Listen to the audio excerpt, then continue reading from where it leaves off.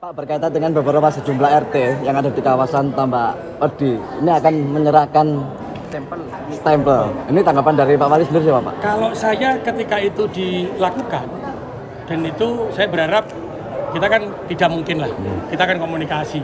Tapi kalau ternyata diserahkan itu karena ada hal yang tidak baik, ya kita akan proses. Iya. Karena buat saya ketika hal yang tidak baik itu diluruskan, dan ternyata ada yang ingin mengembalikan tidak baik, akan saya proses itu.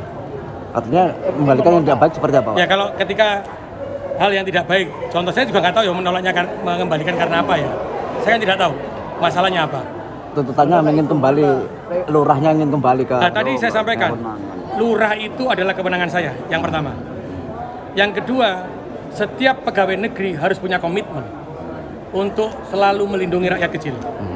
Karena lurah itu adalah penguasa wilayah yang harus memastikan bahwa tidak ada pungutan dan biaya di sana.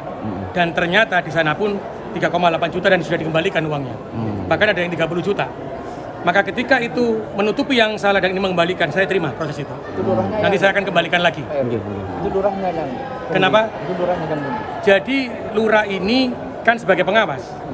Ketika yang namanya posisi SBK itu menjadi tanggung jawabnya, maka ketika dikuasai oleh paguyuban, maka tetap harus melakukan pengawasan. Tidak boleh tidak tahu siapapun pemerintah kota itu. Maka ketika dia punya kewenangan menjawab tidak tahu terjadi pungli di sana, maka saya akan proses. Dan ini terus prosesnya berlanjut di kepolisian. Meskipun dia sudah mengembalikan, tapi proses hukum tidak boleh berhenti.